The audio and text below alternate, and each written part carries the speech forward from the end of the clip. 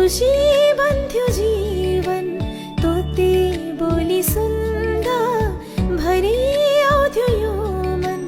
आमाको छ ममता बाबाको छ प्यार, आऊ तिमी आऊ जीवन हर पार। ताती ताती ताती पाइला चल्नु, तोती तोती तोती बोली बोल्नु, खल्लो छ जीवन हाम्रो आएर मिठास घुल्नु।